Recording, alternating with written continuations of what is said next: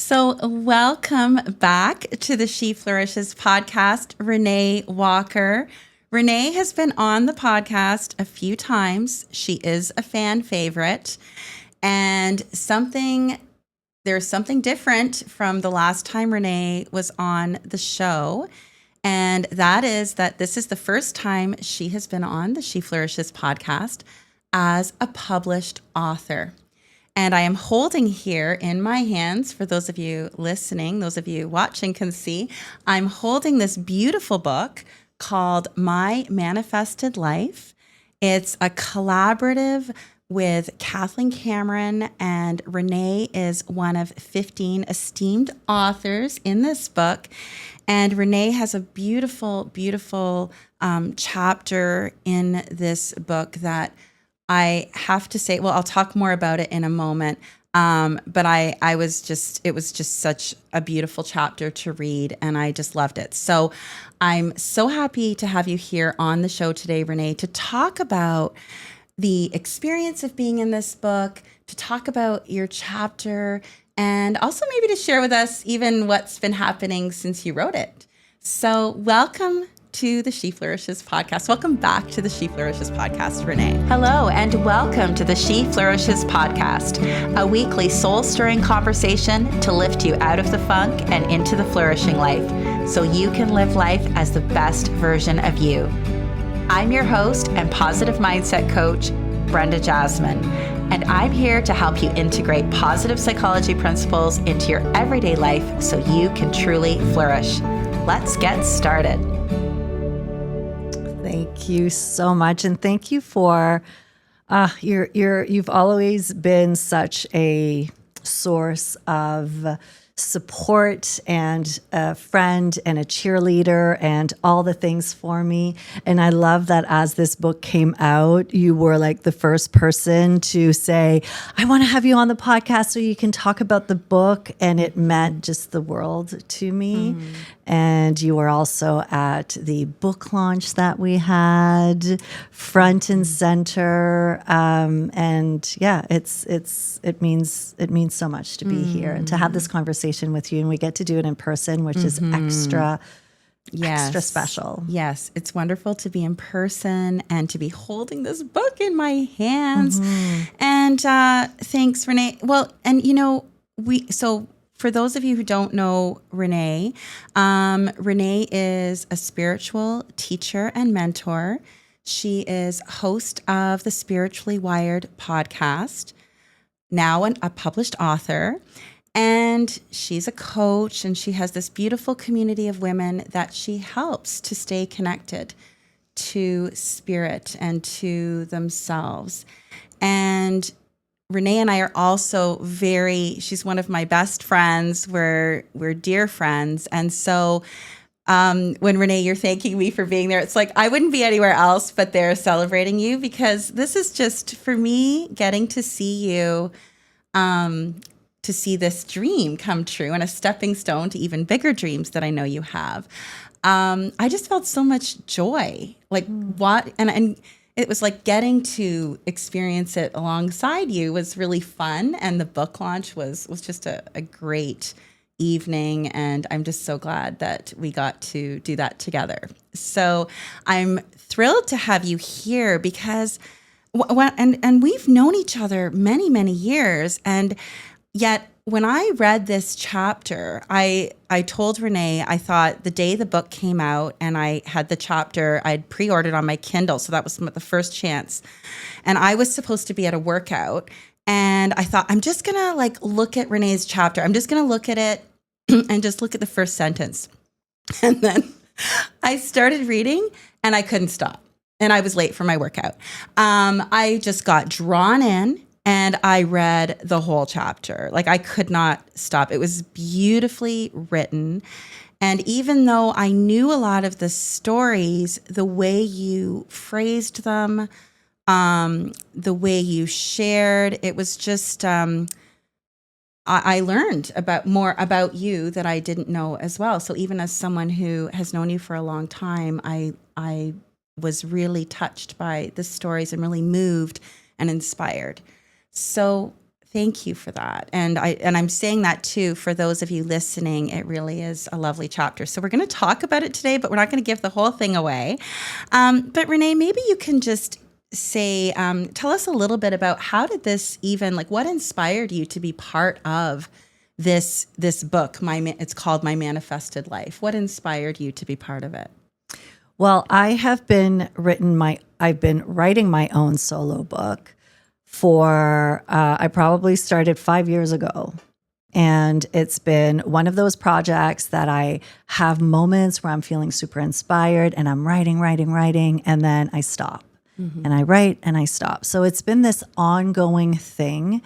And I've learned to actually let it go now and trust that it's going to come when it's meant to.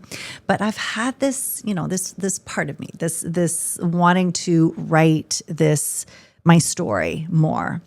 And a year ago, I was at an event. It was a live event with Kathleen Cameron.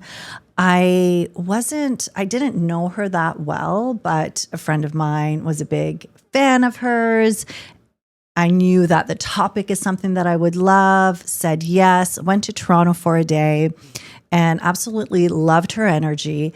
But during, it was midday, her and the CEO of Soul Spark Publishing, Deepika is her name, they were on stage and they launched this project that they were going to do, which was a collective book. And they wanted to bring stories of manifestations to life. And so we had to apply for this. And they said, once you're going to apply, and then from the applications, you're going to have I think we had 48 hours to decide if we were going to do it. It was one of those things. And I have to say, Brenda, I was just sitting in the room, and as soon as they started talking about it, I had this full body yes. I'm like, I'm going to do it. I didn't tell anyone. I did tell my husband when I got home, but it just felt like I was meant to be a part of it. So I just kind of got home and wrote my application, kind of figured out what story would I write, and then was accepted. And that was that. And that was a year ago. And this is the interesting thing. And I know you hear this from authors, but so many things happen in the process of saying yes a year ago to where I am today. So it's interesting because I've been doing this for, I think we completed the writing at least 6 months ago, right? So it felt like it was a long time ago. Yes. And then all of a sudden it's coming out. But it's been a big part of my life for a while. But it felt very aligned with the work that I do, and the energy around it felt right. Yeah. So I love that. I love that full body yes. Yeah, it was a full body yes. And I think any full body yeses, then you have moments of doubt after the fact, right? Yes. Of, was this right? And, all the questions that come with it. So if you're listening and you have the doubt after, I think that's normal. Yeah. And I remember too, thinking, a chapter is going to be a great way for me to test the waters with publishing and what it feels like, and it's going to be easier than a book. Yes. Which turned out to not be the case. I actually was, how do you write a chapter? Yes. What do you choose? What stories do you incorporate? And then now I know, kind of looking back, part of it, why it was meant for me, was that we were just the whole editing process, working and learning to write from more of a storytelling way. So I've been writing for a long time, but I've been writing more as a teacher. And so this here was practice in writing as a storyteller. Yes. And I had never done that before. And so even people that read all my things, are part of my, I send a newsletter every Sunday and have been part of my programs, they'll say, oh, it reads really differently. It's, and because it's meant to. So that was kind of neat. Yes. I wasn't expecting that, I guess is what I'm saying. So I that wasn't surprised you. Yeah, totally surprised me. Yes. And I think that's what it was that drew me in was the story. And so interesting that even though I knew a lot of the stories, the way you wrote them still drew me in. So isn't that like, it's interesting, right? That you, and I even have read the chapter now I've read it again in preparation for today. And once again, I was just equally as mesmerized by the stories. And just like, if you watch a movie, like you read it a little bit differently, it lands a little bit differently too, depending on, when you're reading it. So yeah, I love that. Thank you for sharing that. Cause I know a lot of our listeners, my listeners are interested in writing a book. So it's cool to hear the behind the scenes of how it came about. And I can see how, it would be hard to write. Like, how do I put everything in one chapter? And you can't. That's right. That's the part. Right. It's, okay, what is ultimately what you want to leave people with? And then what are the stories that are going to support that? So if you're writing a whole book, then you may have 15 to 20 stories that support what you're writing, while as in a chapter, you have to be. Now, I still managed to fit in a decent number of stories because I felt as if it was, it was important to me to share the evolution of it, because that's what I was realizing as I was writing it, with the theme being my manifested life. So for many of the authors and there's so many great stories. So, it certainly, I'm a piece of it. Every author, has such a beautiful transformational story. But for some people, it may have been more like that one thing that they were manifesting, right? So whether it's, a relationship or healing from a specific thing. So there was an outcome. And what I realized as I was writing it was that for me, it wasn't about a specific tangible outcome. It really was the connection to more of what my soul's purpose was, which was an evolution of all the different pieces. So I didn't know any other way but to use more stories to support that piece. Yeah, and without giving it away. And your chapter, so Renee's chapter is called The Door Opens. And it is, I love how you said that. It was the stories that led you to living your manifested life.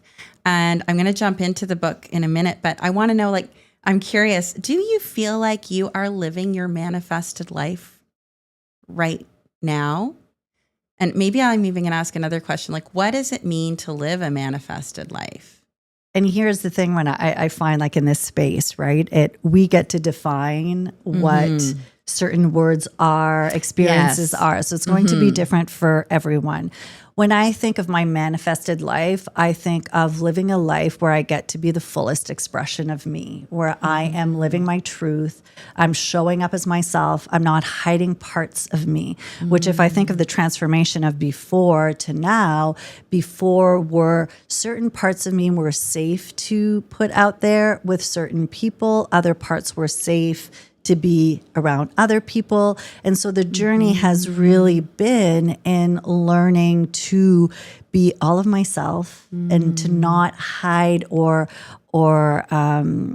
push down certain parts of myself in order to be accepted, in order to fit in order to gain that external validation. So when I think of what is my manifested life, to me, my manifested life is just living in your truth, living in who you are, in that fullest expression, and that changes and evolves. So a big piece of it is recognizing that there's no end point to it.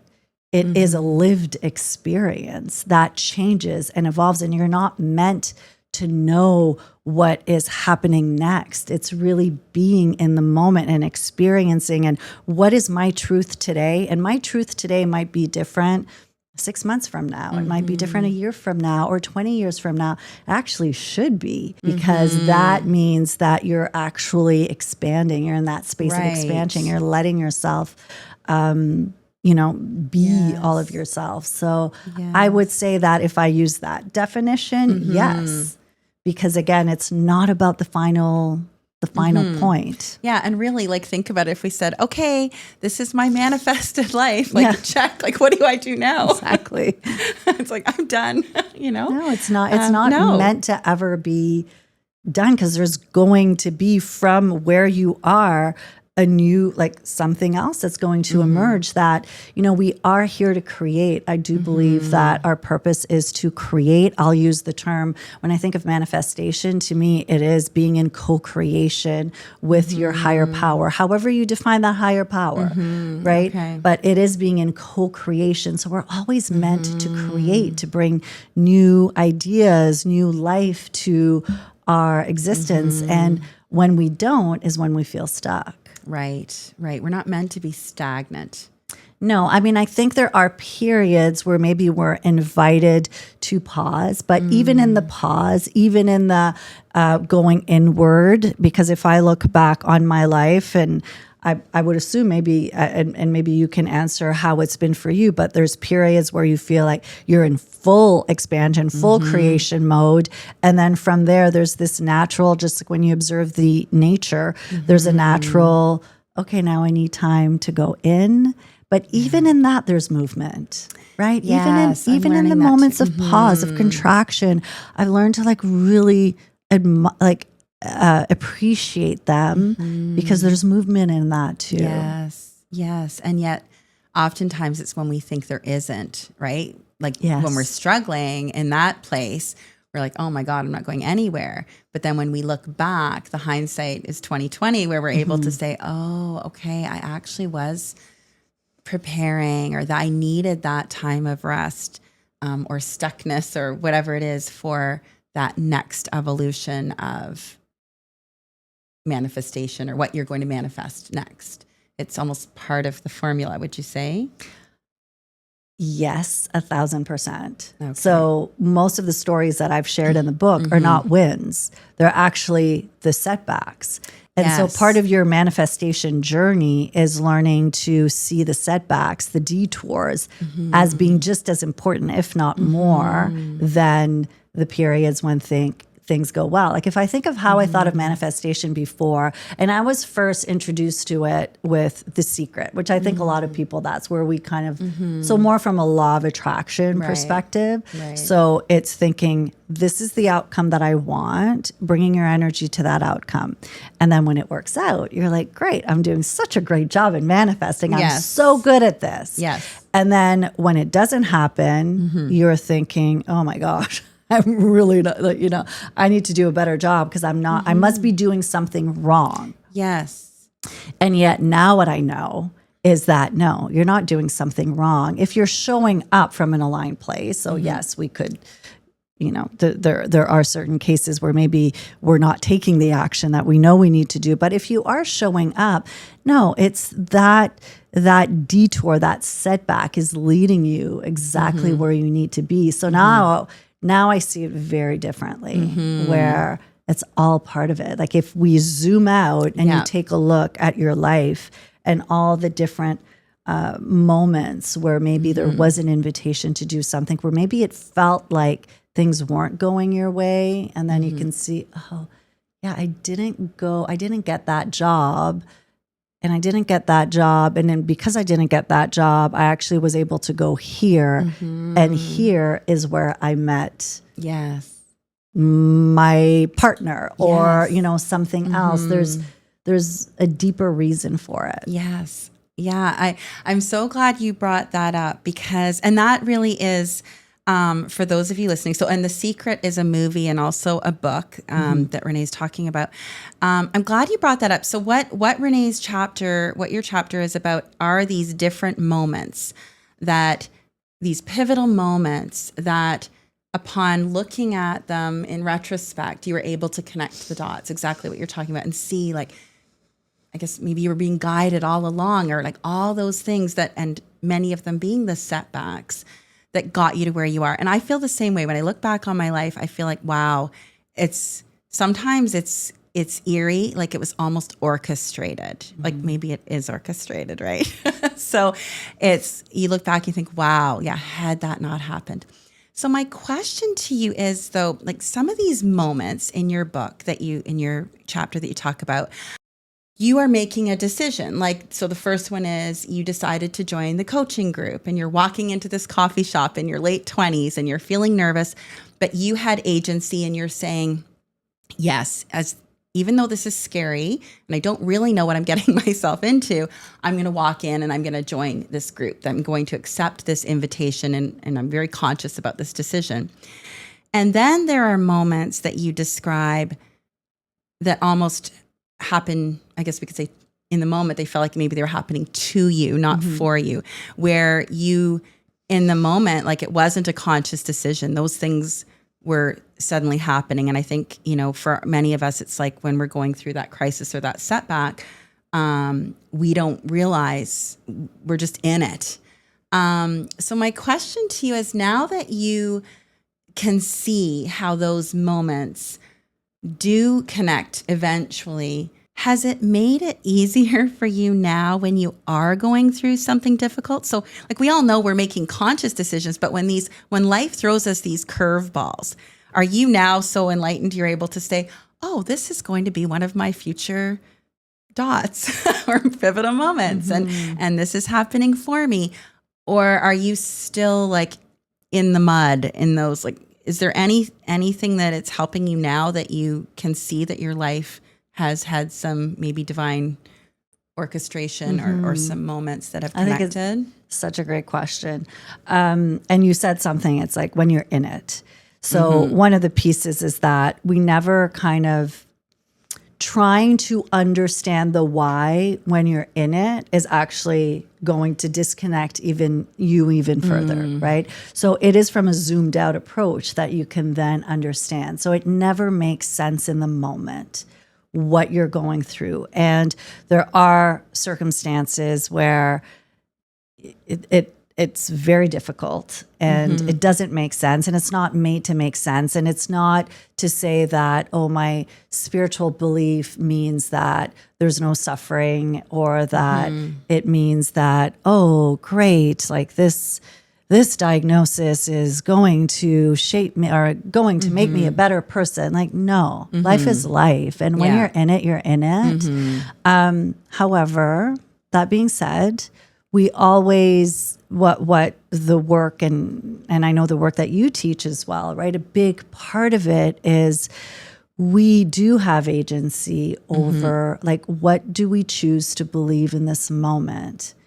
And I would say in those moments, we can either choose to believe that somehow things will work out, that somehow this will reveal something, will lead me to something that I cannot see right now, but somehow in this moment, I can choose to believe that things are unfolding for me, for my higher self, maybe not for the me today, right, but for my higher self. Or I can choose to believe that life is happening to me and that there's no purpose to this. And this is the shittiest of circumstances. And now we are in victim mode.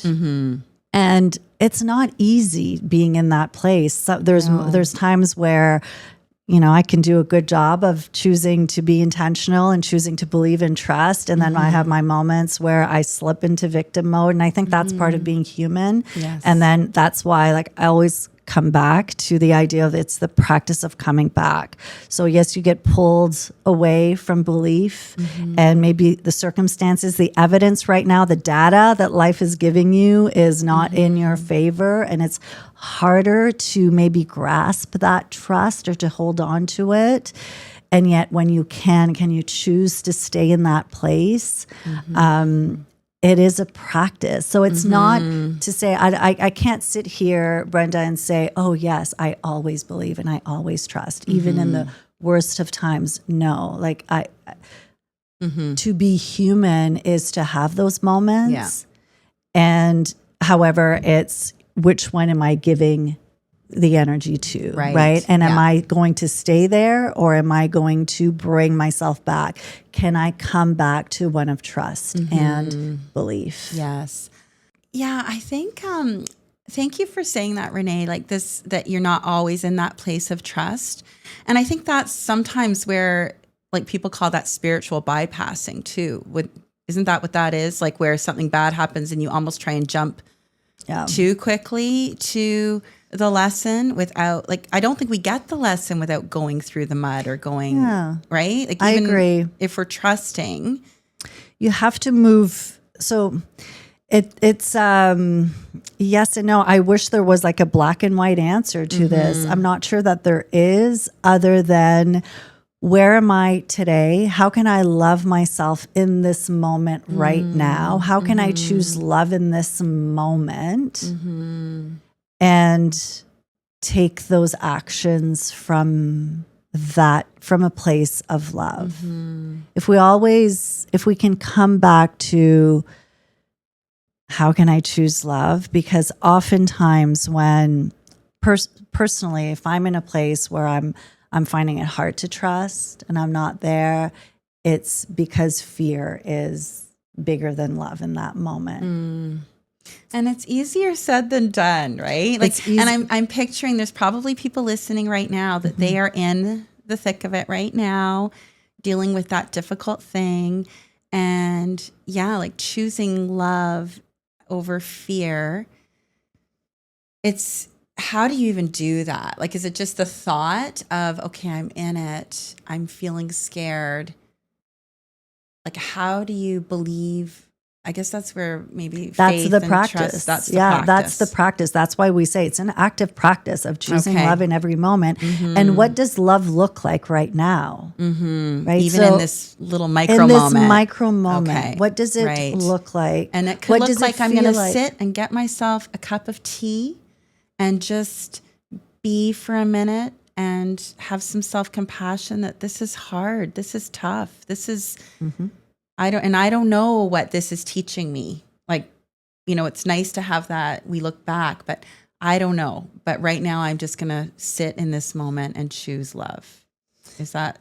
And what does love look like right now? So as you said, in this moment, it's having that cup of, it's going out for a walk, it's writing it out, it's calling a friend, it's watching a silly movie. In some of my more challenging times, I remember like I got myself out of a really dark period, and part of that, one of the things was to just watch the silliest movies, because choosing love was just having a laugh and forgetting about what was happening, right? And that's okay. So loving yourself enough to do what you need at that time, recognizing, right, that there is that balance of staying stuck in that. So we're not meant to hang out there for too long either. But what does choosing love? What does that look like? Yeah, what does that look like? That's beautiful. I think that's a really nice tool for people to have. And I also think, because we're friends, I know so there's also this side of when you trust that there's something more. And I hope it's okay I'm saying this. I think I won't, I don't even think I remember the context, but I was asking you something like, how are you? And you were kind of like, I wish I could just give you a surface answer, Brenda. But like you said, I have to look at the underlying reason or what might be going on. Like it's almost, do you think that's almost a burden too? Like once your eyes are open to this, it's almost like you can't just go into victim mode anymore. We know that when we get out to the other side, even if we don't know what the lesson is, and maybe that's part of where we're at in life, but also from doing this work, right? Like, do you feel like it's almost a bit of a burden that you can't just go into victim mode when you want to? Yes, I remember this spiritual healer that I saw years ago, and like he called it like it can feel like a Pandora's box, right? Yeah. That you open and then, but part of the self-awareness piece is being willing to be true with to be truthful with yourself. Yes. And to not pretend that something is. So in that piece, then you are examining, and you do have to, it's great to have friends that can call you on your BS, but you also need to call yourself on it, and to be willing to look back and say, okay, what role am I playing in this? Yes. Yeah. And that's a big piece to it too. I will say though, when we're talking about the practice, and for me now, the being in the trust piece, the truth piece of that is so much easier though, right? Over time, it is easier. It does come because it is a muscle that I've been working, and now there's evidence. And even part of writing this chapter, if I think back, when you and this is a great exercise for anyone who is listening, is to take the time to look back, because what that does is give you evidence of like, yes, in those moments where maybe it felt like life was conspiring against me, it actually was conspiring for me for this. Yes. You know, and we have our Can you souls. give an example from like one of the stories where you look back now, whether in the book or another story, like a time when at the moment you thought you couldn't see it, but yes, in retrospect you can? Yeah. No, I mean, I certainly, which one to choose. And I'll share one that was edited out of the book. So it was supposed to be in the book, and it wasn't. But I had probably, I'm trying to remember, like 12 years ago, I had found a lump in my breast. And I remember when that happened, like, because I'm someone who is, I mean, I think anyone would have a moment of anxiety in that moment. But for sure. I remember having a complete, like, oh my goodness, my anxious mind was going to the absolute worst case scenario. And we had lost my sister-in-law to breast cancer, my aunt, like, so there was active evidence for me that this was, could, and of course it is. Anyhow, for me at the time, just to go back to my personal experience of it, it shifted. It was, now I can look back and I can see that I needed something like that to really, I had been just moving through life. I was kind of going on a certain path that was good. Not that there was anything wrong with it, but that whole experience really forced me to take a step back. And it happened to be, everything was clear, but it happened to be one where there was, multiple, I had to go many times. I knew we needed a biopsy. It wasn't a clear result back. And it was, even to this day, 12 years later, every 6 months I have to go, or like, keeping a close eye on a lot of different things. But what that time gave me is a sudden clear shift in priorities. It was, and I dropped so many things that I was doing. Yes, I was able to do that. So I'm not saying that is a situation that everyone can, but it really, the most important thing to me right now at that time was my family. I'm like, no, I don't even want to be busy with anything else other than I'm closing shop everywhere else. And my focus, my priority is my health. And so I quieted down all of the external noise, all of the busyness that had crept up in my life, where I was like doing, and over time not listening as much to what I needed.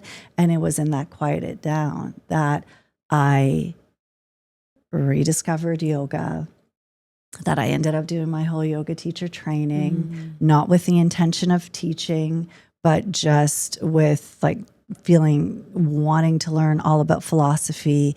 And, that was such a pivotal part for me. And in the book, I share how yoga is really what gave me my voice. I don't teach yoga anymore, but that was a big part of me learning to use my voice. In the moment though, it was a number of months that felt very scary, that felt I couldn't see why that would be happening. And of course, I was blessed that the results ended up being good, being okay. But it was like a time that I can see now it needed to happen that way to kind of bring me to a halt. I needed to be brought to a halt, if that makes sense now. And then in the space, start to make decisions that were just coming from a different place. Yeah. Yeah. Thank you for sharing that. I remember when my mom got her cancer diagnosis, I remember that crystal clear moment where the priorities it was like this, like whoosh, like everything came into focus. Yeah.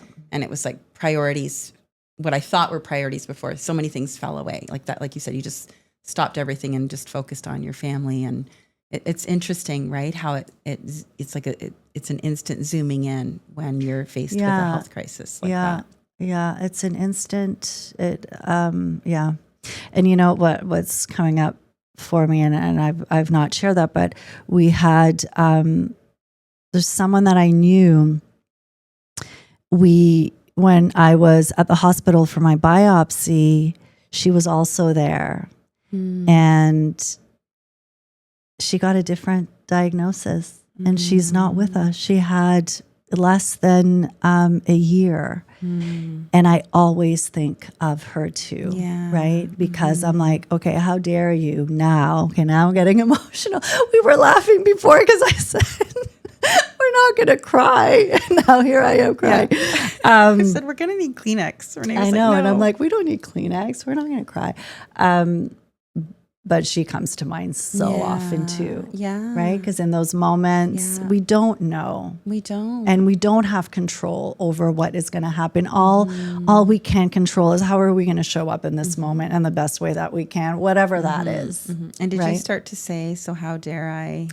Yeah, like how dare I hold back and not and not live from a place of like, this is a gift. Yeah. This is a gift. And I think the I don't want to use the term older, but that is the truth, right? The older that we get, you just have a different perspective on like, we get to be here right now. Yeah, we do. We do. We get to be here. And we don't know, there's no guarantee, No.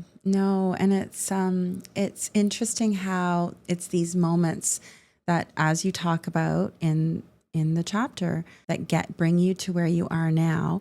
And I think I also just want to say, like, and you and I have talked about this before, that we're not saying that every bad thing that happens, it's like, oh, it happened for a reason, or it's a good thing that happened, because we know there are tragic things that happen, like the loss of a child, or, it's not about, we've talked about this before, right? If somebody, I think it's really cruel to say to someone, oh, it happened for a reason. But I think it's more about, as you talk about in the book, like, who did you become because of these things happening? So maybe, we might go back and we'd never wish something horrible to happen. But if the reality is that thing happened, then it's coming out the other side. And being able to look back in retrospect, not necessarily when we're in it. And some of those things we still maybe wish didn't happen. I don't know what your take is on this, Renee. I think like you might still wish it didn't happen, but you can see now that because that thing happened, it's brought you to where you are now. Yeah, absolutely. I mean, you and I love to talk about soul's purpose, but we also have soul lessons too, right? That we are... that we're here learning. If you are someone who believes that Earth is a school and we are learning now, I've spent a lot of time examining this, meditating on this, because yes, I agree. And what feels like truth to me, where I've come to a place of understanding, is that we have things that are happening at the universe level, which there is more of a control in the sense of how you're showing up, the energy that you bring. I do believe in that, in like the vibration. You and I were having a conversation recently on how your attitude is a big determines a lot of the outcome that you will have in your life, right? So there's a lot of it to that. How am I choosing to respond? I can't control the external circumstances, but I can choose to I get to choose how I'm going to respond to it. So there's that. And then beyond that are certain things that are beyond our even intellectual capacity of understanding. Well, we won't understand it in this lifetime. I don't think we're meant to understand it in this lifetime. I do believe that there are certain, soul contracts that happen. Some people maybe are here for a shorter amount of time. And that to me is how I can make sense of certain things that are just impossible to even come to that intellectual understanding of it. Yeah. So no one is, there are certain losses and certain traumas that you cannot ever explain in I'm a better person because, or I've learned this because. And yet there is still a trust that somehow and that's, I think, the spiritual component. Would you say? I only can make sense of it from a spiritual place. Yeah. If it's not really logical. Yeah. So in the book, what I love about when you tell the stories that you then have yourself now, you're saying, okay, if I could go back and whisper in her ear, that younger version of Renee, if you could whisper in her ear, this is what you would say now in the wisdom that you have now, which is what makes this so compelling, this chapter. But I was thinking, so now when you look back, it's like, if you had tapped into that wisdom, let's just say there's some universe where all of these moments you actually could hear that voice of your older self. Like, do you think you would have listened? No. Do you think you could have no? Okay. Yeah. It's like, no, because this is the part, like we're meant to live through it. And as you were saying, the identity piece. So the version of who I was then wasn't quite ready to hear from the version of who I am today and the experience and what has shifted now. Yet, so I would say at that intellectual level, no. And yet that is the piece of if we actually lean into those nudges, to the trusting, to the listening to, there was a part of me that understood it. So I do believe that at a certain soul level, we do understand it. That's the quiet piece of us that tells us to keep going, that tells us that, there's something, the hope, right? That little, and sometimes maybe the hope is big and sometimes it's this tiny little sliver. But that is the piece that keeps us moving and keeps us going. But we're not meant to have the whole picture. Right. It's all we need to know is what's the next step that I have to take. We're not meant to have the whole picture, yet we need to trust that there is a whole picture. Though, right? That's beautifully said. Yes. We don't need to know the whole picture, but we need to trust that there is a whole picture. Yeah. That's beautiful.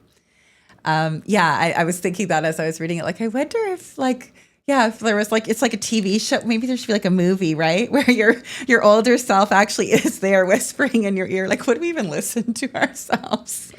We probably can't hear a lot of times. And yet, like you said, you kept going.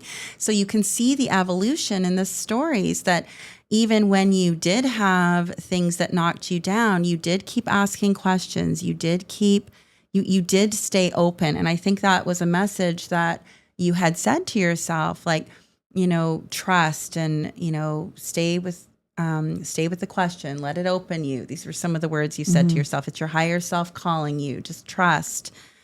Don't worry about the how, right? And I thought this was an interesting one when you said, you had this, and I think this happens to a lot of my clients, and I think it's just human nature too, that when there was a moment you talk about where you felt like you had this inspiration, this big spark, this divine download when you were on the treadmill. And then no sooner though did you have this excitement and the goosebumps and the spark that you were like, oh, but how am I going to do that?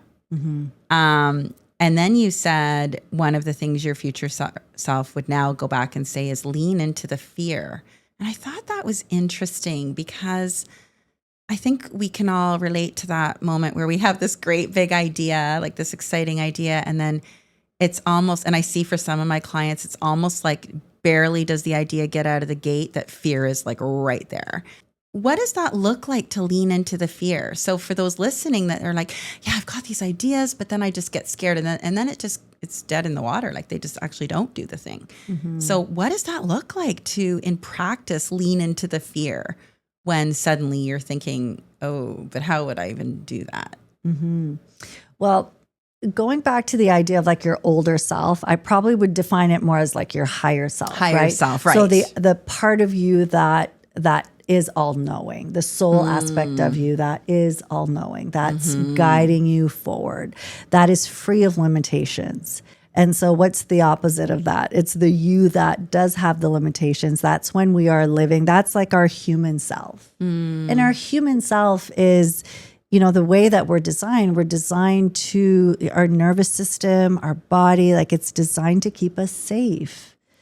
And so it makes sense that when our higher self is calling us, it's calling us towards a more expanded version of ourself, whatever that calling is, it's calling us forward in that fullest expression. And then what does the human self do? It wants to keep you safe, to protect you. And it's like, whoa, hold on there, Brenda. What are you talking about? Like, yes, this sounds great. And I can list about 1 million threats right now to your life. There's 1 million reasons why you should not be doing it. A, you're too old. B, you're too this. B, this. B, that. And so this is what, and part of the work that we do, right? Which I think I love how this has opened up so much more in the past few years in terms of understanding how our mind is designed. Yes. So the mind, the subconscious mind will go to immediately that nervous system activation, the scanning for threats, the making sure, giving you all the reasons why you're not doing it. So the first piece is always, when it comes to doing this, is always awareness, because you have to be aware of, okay, wait a second. There's this voice calling me. So when I share this example of being on the treadmill and I have this divine download and I just feel like it's a full body yes, or even going back to when I said yes to doing the book, right? Full body yes, I feel it in my body. Your intuition, your higher self always speaks to you with your body, and that's the piece. So part of our work is learning to discern what's the difference between my higher self, my intuition. How does my intuition speak to me? Oh, I feel like I have goosebumps. Oh, I feel it. Normally, it's a full body experience.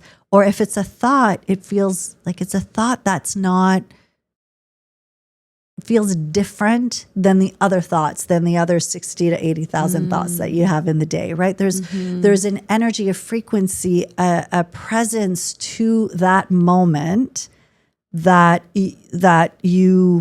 feels different.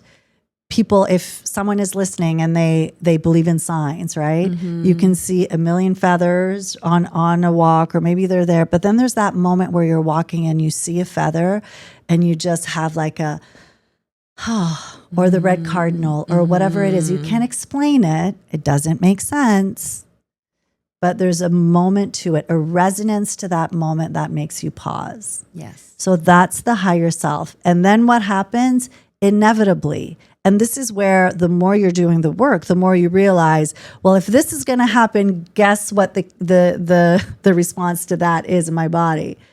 Now it is expect that you are now going to have all of the fears, your limiting beliefs, the subconscious programming, all of the reasons why this is not the right idea, why you can't do it.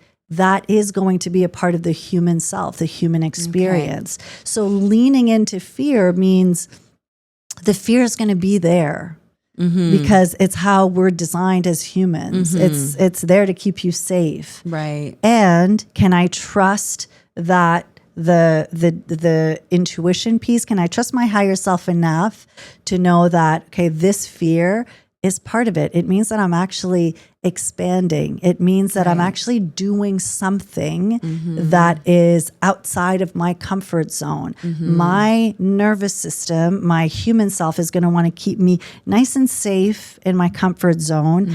Now the work is, am I willing to be with this fear because I know I'm actually about to expand beyond this comfort zone. And then, then we push it up a bit. And then this we have to get used to it, and then it's going to be a new level of, and that so much of it, like that's part of the work. Like some things, you knew me when I couldn't even record a reel.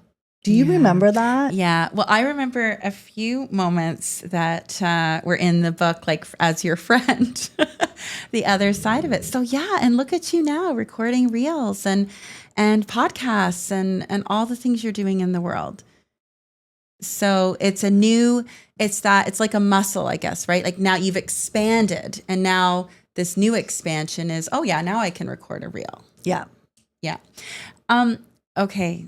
Can you just talk a little bit more about fear versus intuition? Because this is what I struggle with too, is that, and you're the person I call when I'm like, okay, Renée, like, is this intuition or is this fear?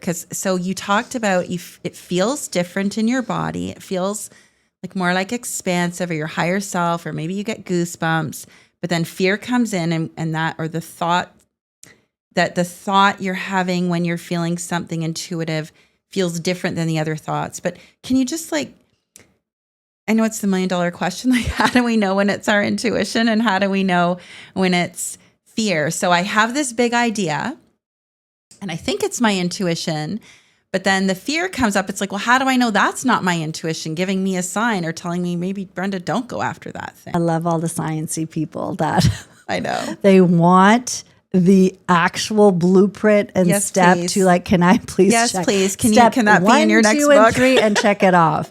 And here's what I will lovingly say. There is no way to know it. And this is why we call it trust. This is why we call it faith. There's never going to be a guarantee. All you can do is the practice piece. The more you practice, the more you come back to yourself, the more you learn. Your work is learning to discern the two. Mm-hmm. And then it is a leap of faith. You will never know. You will never know. Like all you can do is be like, I can't say for 100% that this is my intuition, that this is not, but all I can say, I'm going to trust that this right now, this feels like this is what I'm meant to do. And that the fear is there. It's keeping me safe. It's my human self keeping me safe. And I'm going to choose A because right now this is what is resonating as truth. And that's the part of it, is that there will never be any guarantee. That's why it's not easy. Right. It would be easy if it would be like, okay, Brenda, this is it. The light switches come on. But that's the part we get to exercise that muscle. Yeah. So the surrendering piece, right? When you're doing this work, so much of it is I'm handing this over to the higher power of my understanding. You know, whether it's God, source, the universe, or I'm choosing to lean into this feels right. And I'm going to lean into that. And that is my work, is to lean into that and to trust and to be open that I may need to course correct. This might not be it for me. Right. But in the not being it, maybe that's exactly what you needed. Yes. The not being it. Yes. So much where we disconnect is that we're always looking for certainty. And again, that's the brain wanting to be safe. The brain loves certainty. Yes. It wants to know where you're going. What are you doing tomorrow? How is this going to happen? there's no certainty to it. Yeah. And so we need to be willing to not to let that go. And it is a jumping off the cliff, right? You really, all you can do is trust that there's going to be surface there to support you. Yeah. I always remember hearing that quote, leap and the net will appear. I mean, it doesn't mean do crazy things out of we take calculated risks. Sometimes it doesn't feel like it. It feels like you're jumping out of that plane and you're hoping for the best sometimes, right? Yeah. Yeah. It really does. It does. And do you think, I'm just thinking now as we're talking too, this might be a good exercise for all of us to maybe go back and look at those key moments, because do you think it actually helps you trust more now that you've been able to look back and see how it's led you to where you are now?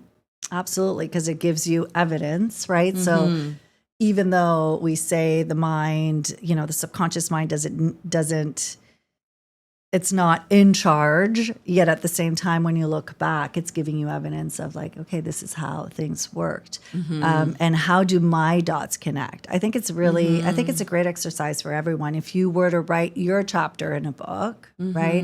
What are the moments that are speaking out to you that brought you to where you are today? And explore that. What was it about that? What did I learn in that moment? Where, what was the detour that brought me on? And it gives you that zoomed out approach, and it helps you to strengthen that belief, right? That trust. If we see trust as a muscle, how do you strengthen it, right? All of those moments where you're yes, I couldn't see it when I was in it. And yet now I can look at it and there was something there, as hard as it was. Yes. Beautiful. So Renée, I could talk to you about this. I have so many more questions. And I am conscious of the fact that we don't have all day to talk about it. And I want to leave something for our listeners. I want you to go, and I want you listening to go and get the book, My Manifested Life, and read Renée's beautiful chapter. And there's 15 other authors in the book too, and their stories are amazing as well. And it can help you to live your manifested life. So we will put in the show notes how you can get the book. And Renée, for those listening who want to connect with you, and I know you have your beautiful membership community, your Spiritually Wired membership, that helps people to stay connected to their intuition and to a community. You also have your Spiritually Wired podcast, so we'll put links to both of those. But what is the best way for people to connect with you if they want to learn more about being spiritually wired and connecting to their intuition and to spirit? I would say definitely on Instagram at Renée Walker Wellness, my website, ReneeWalkerWellness.com, or the podcast. And my latest guest is none other than Brenda Jasmine. And I've gotten such great feedback on that episode, by the way, where we went right into purpose and the way that you kind of brought it up, talking about purpose anxiety. And I'm just loving all of the feedback that I'm receiving from that episode, because you have so much to offer, and really that grounded approach to, I feel like how you talk about it is it's your friend talking to you in a way that invites you forward without all the pressure that we can put on ourselves. Thank you for that. Yes, it was so fun being on the Spiritually Wired podcast, and that is a great episode. And it's a little different because you hear me as the interviewee instead of the interviewer, and same for your listeners, right? So yeah, that's a fun. And I did drop a few F-bombs. Yes, Brenda has made. I have to go back and change I have to change it to an explicit. Yeah, I had a bit of a potty mouth. Yes, Brenda, the potty mouth. So, and Renée, I always ask all my guests. I know I've asked you this before, and it's okay if your answer is the same. You may not even remember what you said on the other episodes. But what do you most recommend women what's your best advice for helping women to flourish in their lives? Continuing with the theme maybe of what we've been talking about is to also zoom out and take, like, what does flourishing look like in my life, and to really examine that, because when I think of flourishing, it's all of the different aspects of my life. It's flourishing in my body and my physical self. It's flourishing mentally, where I'm really choosing to respond to life versus react to life. It means being choosing love in the moment, practicing self-compassion, and then my spiritual self, which is prioritizing my relationship with my higher power above all else, because that is when that's in place for me, I'm flourishing everywhere else. That's where it starts. But that's for me personally. And so I would invite everyone to define it for themselves. Like, what does flourishing mean to me? And when do I feel like I'm actually in a space of flourishing instead of someone else telling you what flourishing should be, right? Yes, beautiful. Thank you for that. Thank you so much for being my guest here on the show, and congratulations on being a published author, My Manifested Life. I love seeing you in this role as author and can't wait to read more in the future. Thank you for listening to the She Flourishes podcast. I hope this episode has inspired you to create the flourishing life you deserve. If you enjoyed it, please share it with a friend. And if you haven't already, please subscribe, rate, and review the podcast. And until next time, keep shining your light and sharing your gifts with the world.